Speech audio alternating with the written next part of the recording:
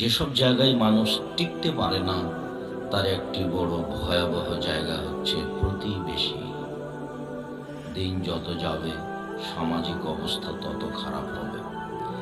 এক প্রতিবেশী মনে করবে আর এক প্রতিবেশীকে মারলে একটা ভালো কাজ হবে।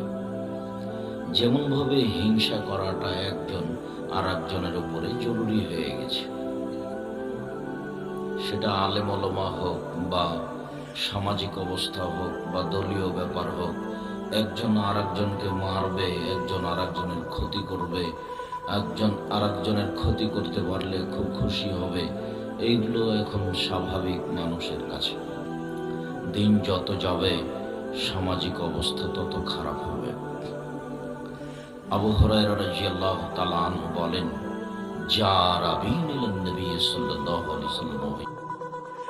পল্লীর একজন বেদুইন মানুষ আল্লাহর নবীর নিকটে আসলো।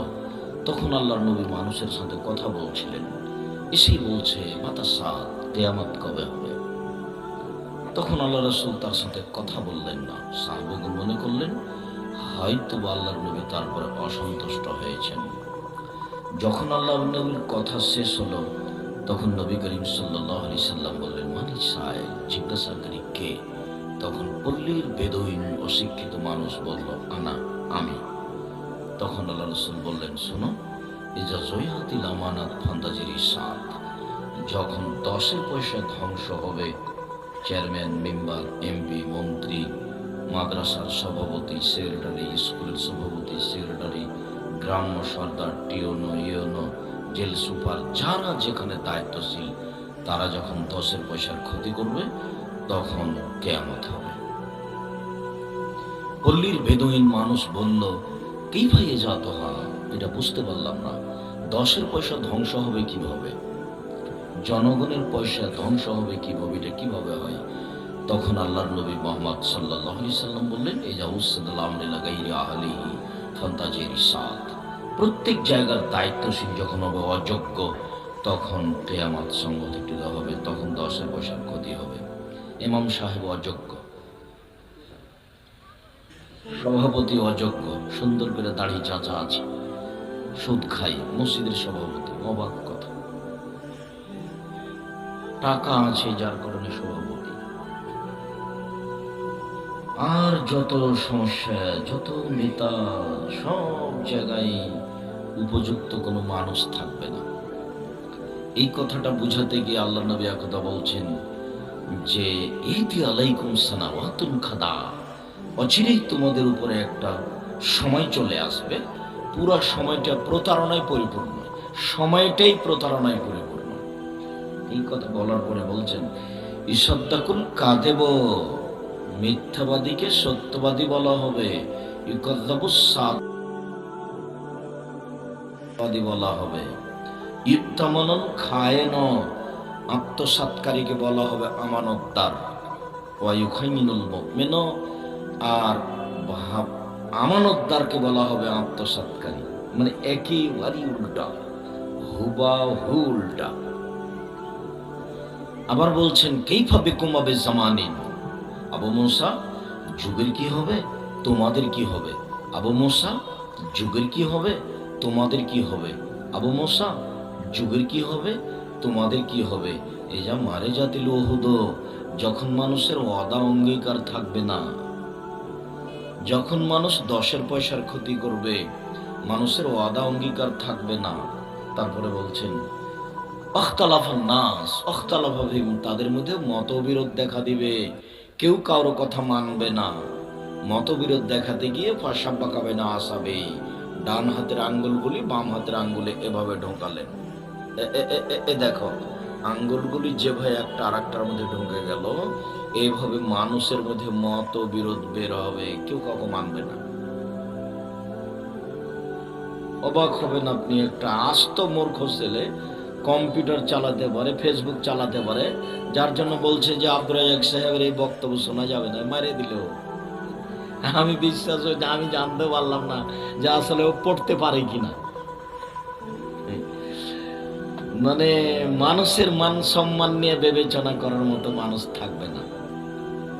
তারপর আবার বলছেন, কাইফা বিকুম আবি জামানিন, তোমাদের কি হবে, যুগের কি হবে, যুগের কি হবে, এ যাও কি তুমি বেহসালাতে মিনান নাস, যখন তোমরা থাকবা আগাছার মাঝে, সবাই হবে আগাছা, প্রায় সবাই হবে বেকুব, সবাই হবে বদ, প্রায় সবাই হবে শয়তান, প্রায় সবাই হবে হুঁচলা, প্রায় সবাই হবে বিরোধী, প্রায় সবাই হবে বকাটে। কিসের মওলানা? আজগবি একটা কথা, ফেসবুক নাকি হাইকোর্ট, ওটাই নাকি বিচারখানা, জজ নাই, উকিল নাই, প্রতিপক্ষ নাই, বিচার হয়ে গেল।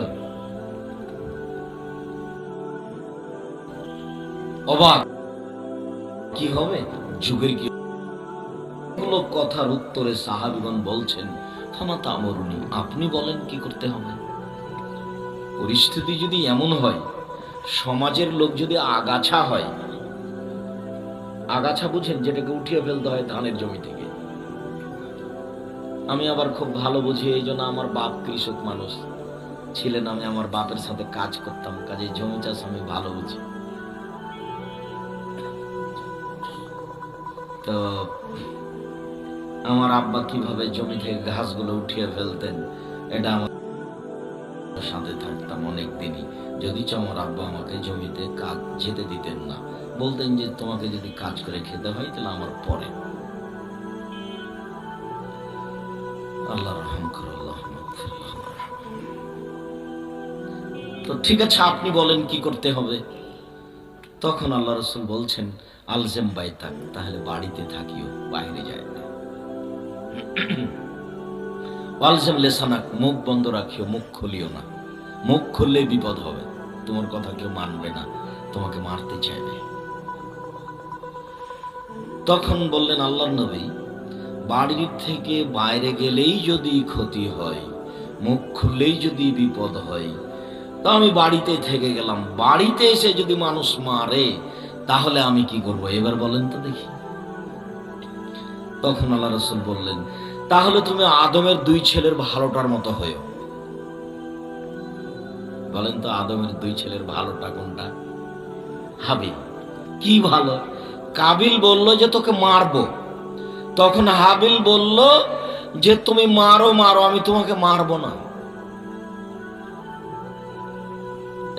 এই আদমের ভালোটার মতো হয়ে যেতে হবে, ওকে বলতে হবে ঠিক আছে তুমি মারো মারো, তুমি মারতে এসেছো, আমি তোমাকে কিছু বলবো না, আমি পাল্টা বলে পরকাল হারাতে রাজি নই। পরিস্থিতি কত জটিল হবে, পরিস্থিতির জটিলতায় মানুষ কবরের উপরে গড়াগড়ি পেড়ে বলবে যে এই কবরটাই আমার হতো, দুনিয়াতে আর বেঁচে থাকা যায় না, কেন যে আছি, কিভাবে যে থাকবো। পরিস্থিতি খুব জটিল হবে। মেয়ে মানুষ সব কৃষ্টি কালচার, অফিস আদালত, কোর্ট কাচারি, শিক্ষা প্রতিষ্ঠান, আপনার খাতা কলম বই পুস্তক সব খ্রিস্টানদের ইহুদিদের নিয়ে দিতে হবে। কোনো একটা কাজ মুসলমানের নীতিতে থাকবে না, এখনই নাই, প্রায় নাই, সব কাজে ইহুদি খ্রিস্টানদের নীতিতে। স্কুল কলেজ শিক্ষা প্রতিষ্ঠান, খাতা কলম ছুটি ছাড়া সব রাস্তাঘাট সব ইহুদি খ্রিস্টানদের নীতিতে। সম্মানিত দিনী ভাই বোন, আজকের সংক্ষিপ্ত আলোচনা আপনাদের সামনে এতিম ও প্রতিবেশী, যেসব মাধ্যম দিয়ে সহজে জান্নাত পাওয়া যায় তার একটি বড় মাধ্যম এতিম। যেসব মাধ্যম দিয়ে সহজে জাহান্নাম হয় তার একটি বড় মাধ্যম প্রতিবেশী। দিন যত যাবে সামাজিক অবস্থা তত খারাপ হবে। প্রতিবেশী তো আমাকে মারতে চাইবে, আমার বাপকে আমি মারব, আমার ভাইকে আমি মেরে দেব। তখন সাহাবীগণ বলছেন, বলেন কি, বাপকে মানুষ মারে? তাহলে লাইসালানা ও কলো না, আমাদের বুদ্ধি বিবেক থাকবে না, এটা কথা হলো আমরা বাপকে মারব। তখন আল্লাহ রাসূল বলছেন, বলো কি তুনজা আকসার ওকুল জালিকা জামান, ওই যুগের প্রায় মানুষের বিবেককে তুলে নেওয়া হবে। বুঝেও বোঝে না ওরা, অন্তর আছে বোঝে না, দেখেও দেখে না ওরা, চক্ষু আছে দেখে না, শুনেও শোনে না ওরা, কান আছে শোনে না। উলাইকা কাল আনাম, তারা পশু প্রাণীর মতো, তারা গরু ছাগলের মতো, তারা কুকুর স্ত্রীগালের মতো, ভালো হওয়া জাল বরং তার চেয়ে খারাপ। আল্লাহ বলছে। চোখ তো আছে, দেখছে তো, ভালো দেখছে, মন্দ করে দেখছে, কিন্তু রাত দিন খারাপ নিয়ে ব্যস্ত। বড় মোবাইল মানে দিন রাত ল্যাংটা মেয়ে নাচে মোবাইলে, সে কখন ঘুমাচ্ছে সে নিজেও জানে না।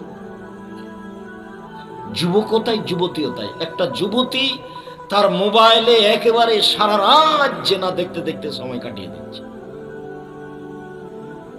আর জেনা দেখা একেবারেই সহজ। দিন যত যাবে সামাজিক অবস্থা তত খারাপ হবে।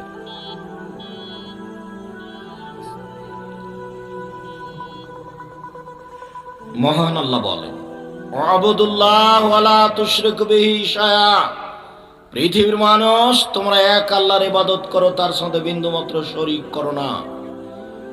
শরীকের ফলাফল জাহান্নাম। অনেকগুলি কাজের বিনিময়ে জাহান্নাম, মাধ্যম হলো শিরক, শিরকের বিনিময় জাহান্নাম। শিরকই এমন একটা পাপ যেটা না আরগুলি ক্ষমা হবে বলে আশা করা যায়।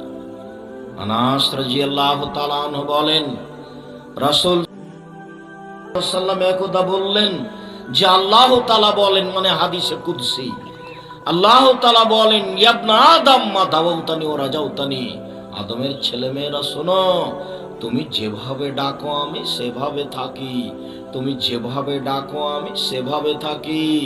ফাস্তাগফিরতানি গাফারতু লাকা আলা মা কানা মিনকা ওয়ালা উবালি, ক্ষমা চাও তোমার সব পাপ ক্ষমা করে দিব, আমি পরোয়া কত বড় পাপী, আমি পরোয়া করি না তুমি কত বড় পাপী, আমি পরোয়া করি না তুমি কত বড় পাপী।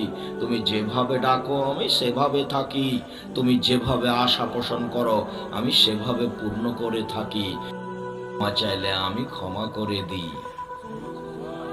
আবার বলছেন, ইবনা আদম লা বালাগাত যুনুবুকা আনানাস সামায়ে ফাস্তাগফিরতানি গাফারতু লাকা ওয়ালা উবালি, আদমের ছেলে মেয়ে শোনো, তোমাদের পাপ বেশি হতে হতে যদি আকাশে লেগে যায় পাপ আর পাপ, এরপরে যদি আমার কাছে ক্ষমা চাও আমি পরোয়া করি না তুমি কত বড় পাপী, আমি পরোয়া করি না তুমি কত বড় পাপী, আমি হিসাব করি না তুমি কত বড় পাপী, তুমি যেভাবে ডাকো আমি সেভাবে থাকি, তুমি যেভাবে আশা পোষণ করো সেভাবে আমি পূর্ণ করে থাকি, তুমি একটু ক্ষমা চাও না। এর পরের বাক্য যেটা কথা বলছিলাম, এবার কিয়ামতের মাঠে আল্লাহ বলবেন আমাদেরকে, ইবনা আদম লা আতাইতু বিকুরাবিল খাতায়া সুম্মা লাকিতানি লা তুসরি বিশায়া লা আতাইতুকা বিকুরাবিহা মাগফিরা, আদমের ছেলে মেয়ে শোনো, আজ বিচারের মাঠে উপস্থিত হয়েছে আকাশ জমিন পরিমাণ পাপ নিয়ে, পাপ আর পাপ, আকাশ জমিন পূর্ণ হয়ে আছে, আমি তোমার সব পাপ ক্ষমা করে দেব, তোমার যেই পরিমাণ পাপ আমার সেই পরিমাণ ক্ষমা, তোমার যেই পরিমাণ পাপ আমার সেই পরিমাণ ক্ষমা, তোমার পাপ যত আমার ক্ষমা তত, তোমার পাপ যত আমার ক্ষমা তত, যদি শিরক না থাকে। পৃথিবীর মানুষ তোমরা এক আল্লাহর ইবাদত করো, তার সাথে বিন্দু মাত্র শিরক করো না। শিরক হয় একবারে বিপদ সীমার উপর দিয়ে। এদেশের অফিস আদালত কোর্ট কাছারি শিক্ষা প্রতিষ্ঠান স্কুল কলেজ খাতা কলম সব শিরক দিয়ে ভরা, সব শিরক দিয়ে ভরা। বাড়ির সামাজিক অবস্থা শিরক দিয়ে ভরা।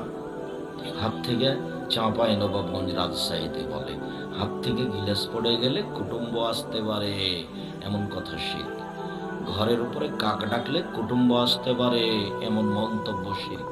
আমি কথা বলছিলাম টিকটিকি টিকটিক করে উঠলো, এমন কথা বললে শিরক হবে। তুলসী গাছ তুলে ফেলা যায় না, এই কথা বললে শিরক হবে। লোকটা মারা গেছে 40 দিন ওই ঘরে বাতি জ্বালিয়ে রাখতে হবে, এমন কথা বললে শিরক হবে। সন্ধ্যা হওয়ার সাথে সাথে বাড়িতে বাতি জ্বালাতে হবে, এমন হিসাব করলে শিরক হবে। গরুকে লাথি মারা যায় না, এমন হিসাব করলে শিরক হবে। যেই কুলা চাঁপাইনবাবগঞ্জের ভাষাতে ধান চাউল ঝেড়ে দেওয়া হয় যাতে তাকে বলা হয় চাঁপাইনবাবগঞ্জের ভাষাতে কুলা, সেই কুলাতে যদি ছেলেরা মেয়েরা পা দেয় তাহলে কুলক্ষণে হলো, এমন কথা বললে শিরক হবে। জুতা পায়ে দিয়ে ধানের উপরে চাউলের উপরে হাঁটা যায় না, এমন কথা বললে শিরক হবে। চুলাতে পা দেওয়া যায় না, এমন কথা বললে শিরক হবে। কেমন কেমন লাগলো এমন কথা বললে শিরক হবে। ফরজ গোসল ফরজ হয়েছে, গোসল করেনি, তাই বাড়ির বৌমা রান্না বান্না করতে পারে না, বেগুন কাটতে পারে না, সিম ছিঁড়ে আনতে পারে না, গোসল না করে কিছু করা যায় না, এমন কথা বললে শিরক হবে। দিনাজপুরে এক বাড়িতে রাতে আছি, তো হেডমাস্টার উনি বলছেন, ভাইজান আমার চৌকি থেকে নিয়ে বাহির পর্যন্ত চট বিছানো আছে, কেন বলতে পারেন? হ্যাঁ, আমি তো বলতে পারছি না কেন। ভাইজান ফরজ গোসলের যদি প্রয়োজন হয়ে যায়, স্বামী স্ত্রীর মিলনের পরে অপবিত্র পা মাটির উপরে রাখলে মাটি অভিশাপ করবে, এই জন্য বিছান থেকে নিয়ে স্যান্ডেল পর্যন্ত চট দিয়ে রেখেছি। আর আপনাদের এলাকাতে আছে যে স্বামী স্ত্রী মিলনের পরে বিছানা ধুইতে হবে, চাদর ধুইতে হবে, কাপড় ধুইতে হবে, ছায়া ধুইতে হবে, আরো কত কি আল্লাহ ভালো জানে। শিরকের অবস্থা দেখলে আপনার গাইবান্ধা, রংপুর এইসব এলাকার বিবাহের দৃশ্য আমার মনে পড়ে। নীলফামারী, কুড়িগ্রাম, পঞ্চগড়, ঠাকুরগাঁ, জয়পুরহাট, বগুড়া, গাইবান্ধা এসব ডিস্ট্রিক্টের বিবাহ পড়ানোর দৃশ্য আমার মনে পড়ে। এসব কথা স্মরণে আসলে ওইসব এলাকাতে মেয়ে যেখানে বসে থাকে ওখানে বিবাহ পড়াতে যায়, মৌলানা সাহেব যায়, কাজী সাহেব যায়, আরো কে কে যায়, চ্যাংড়া পিলে যায়, হইচই করে। তারপর ওখানে গিয়ে বলে, অমুক নিবাসী অমুক এত টাকা নগদ, এত টাকা বাকিতে তোমাকে বিবাহ করতে এসেছে, তুমি তাকে স্বামী সত্ত্বে কবুল করো। আবার সেখানে উকিল বাপ হয়, উকিল বাপই হারাম। উকিল বাপ শব্দটা তো আমি পেশাব করে দিতে বলেছি, উকিল ধরা শব্দটা তো পেশাব করে দিতে হবে, দিয়ে বলতে হবে যে আমি নরসিংদী জেলার মানুষ, এতদা অঞ্চলে বলছি, বৈঠকে কোনোদিন উকিল ধরিব না, উকিল শব্দটাতে পেশাব করিয়ে দিলাম। উকিল তোর বাপ, ওর বাপ ছাড়া তো বিবাহ হবে না। যত বিবাহ হচ্ছে কোর্ট কাছারিতে সব বাতিল, বাপ ছাড়া বিবাহ বাতিল, বিবাহ বাতিল, বিবাহ বাতিল। আমি বলিনি এ কথা, মোহাম্মদ সাল্লাল্লাহু আলাইহি সাল্লাম বলেছেন, মান্না কাহাত বেগাইরে ইজনে ওয়ালিহা, যে ব্যক্তি বাপ ছাড়া, বাপের অনুপস্থিতিতে, চাচা ছাড়া, চাচার অনুপস্থিতিতে, দাদা ছাড়া, দাদার অনুপস্থিতিতে, নিজ ভাই ছাড়া বা এদের উপস্থিতির দায়িত্বশীল ব্যতীত এমনিতেই বিবাহ বসে গেল, সে বিবাহ বাতিল, সে বিবাহ বাতিল, সে বিবাহ বাতিল। ওর মিলন জেনা, ওর মিলন জেনা, 7 ছেলের মা হলো জেনা, সবাই অবৈধ। কোর্টের বিবাহ বাতিল, তাকে আবার বিবাহ পড়াতে হবে। উকিল বাপও হারাম, উকিল কেন, উকিল বাপ কেন? তারপরে 3 বার বলার পরে এখন এই লোকগুলি যারা বাড়ির ভিতরে এসেছে, এরা এখন বর যেখানে বসে আছে সেখানে যায়, যে দাঁড়িয়ে থাকে, তখন বসে থাকা লোকগুলি বলে, আপনারা কে? আমরা এই বিবাহের উকিল। মেয়ে কবুল করেছে? জি করেছে। আপনারা শুনেছেন? জি শুনেছি। তখন বলে, তাহলে বসেন। মনে হচ্ছে পাগলামি কারবার, হিন্দুদের বিবাহ লেগেছে কলার গাছের চতুর্দিকে ঘুরে, ধর্ম পাগল হয়ে গেছে। নরসিংদী এরকম কিনা আমি জানি না, কোন বিবাহে উপস্থিত হয়েছে কিনা আমি জানি, তবে চাঁপাইনবাবগঞ্জে এমন কোন বিবাহের এমন একটা নীতি নাই যেটা জায়েজ, সবই হারাম। বলছিলাম সম্মানিত দিনী ভাই বোন, আবুদুল্লাহ ওয়ালা তুশরিকু বিহি শাইআ, পৃথিবীর মানুষ তোমরা এক আল্লাহর ইবাদত করো, তার সাথে বিন্দুমাত্র শিরক করো না। বাংলাদেশের মাটি এমন মাটি যেখানে বিপদ সীমার উপর দিয়ে শিরক চলে। আল্লাহ ছাড়া কারো কাছে কিছু চাইলেই শিরক হয়, কবরের কাছে কিছু চাইলেই শিরক হয়, পীরের কাছে কিছু চাইলেই শিরক হয়, কবরে মানত মানলে শিরক হয়, দিবস পালন করলে শিরক হয়, সেটা যে দিবসই হোক না কেন। এই দেশের মাটিতে শিরক পরিপূর্ণ হয়ে আছে। যতবার রবীন্দ্রনাথ ঠাকুর বলেছে ও মা তোমার আকাশ, ততবার ঠাকুর বলছে ও কালিমা তোমার আকাশ। আমার ছেলের পবিত্র মুখখানে বলছে তোমার আকাশ। রবীন্দ্রনাথ ঠাকুর 50 লাইনের কবিতা লিখেছিল, 25 লাইন চলছে। রবীন্দ্রনাথ ঠাকুরের চরিত্র পড়বে কে? বঙ্কিমচন্দ্রকে জানবে কে? সবাই পাগল, সবাই ইহুদি খ্রিস্টানদের নীতি নিয়ে ব্যস্ত। টাকায় যা টাকা পয়সা হয়েছে লন্ডন আমেরিকায় ব্যাংকে রাখবে। যখন ওরা দেখবে টাকা বেশি হয়ে গেছে তখন বলবে অ্যাকাউন্ট বন্ধ হয়ে যাও।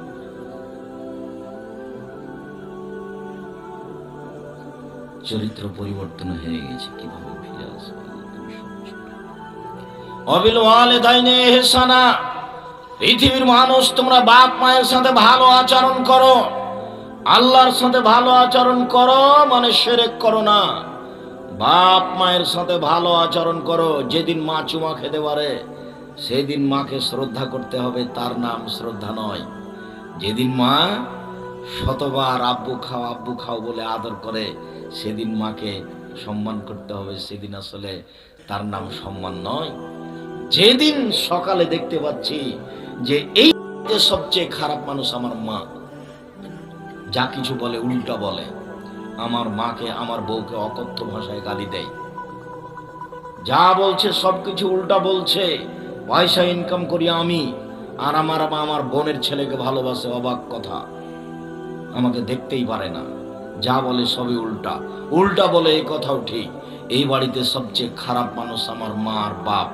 সেই দিন বাপ মাকে ভালোবাসার নাম ভালোবাসা। মা উল্টা কথা বলছে, এই কথাই ঠিক, মা উল্টা কথা বলছে, এর পরেও একবারে এরকম শব্দ বলা নিষেধ আছে। ও কত বড় সম্মানী, কাছে এটা ভাষা দিয়ে উল্লেখ করা কঠিন। আর মা যে সময়তে দুধ খাওয়ায় লালন পালন করে ওই সময়কার কষ্ট কেউ ভাবতে পারে না। কদিন পরে মাও ভুলে যায়, ছেলে তো ভুলে যাই। নিজেরটা যখন আবার আসে তখন বোঝা যায় যে একটা বাচ্চা 2 মাসের, কিছু করার ক্ষমতা নাই, কত অসহায়, পেশাব গায়ে লেগে থাক, পায়খানা গায়ে লেগে থাক, কিছুই করার নাই, সব তার মা করে। এরপর মা আজকে শত্রু দেখা যাচ্ছে, এখন নাকি বউ কিছুই সব। মনে হচ্ছে যেন বউয়ের কোলে এই ছেলেটা ধপ করে পড়েছে, এর মা নাই, এর বাপ নাই।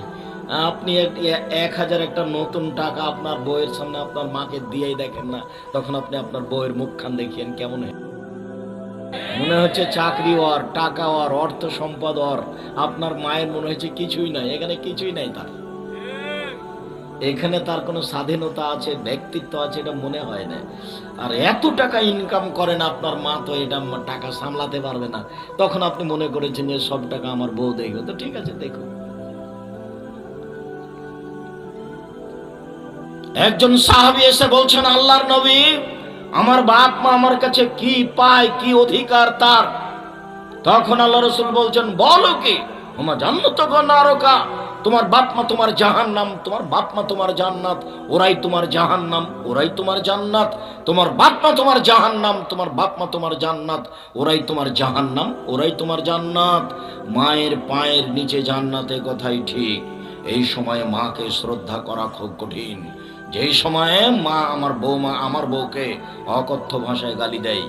আমি সকাল 10টার সময় বলে গেছিলাম আমার বউকে, শোনো, আমার মা বিছানে পেশাব করে, তুমি কাপড় পরিষ্কার করে দিও। আমি বিকাল 4টায় এসে দেখছি আমার মা পেশাব করা ভিজা কাপড়ে আছে। আমি বললাম, তুমি আমার মায়ের কাপড় পরিষ্কার করনি কেন?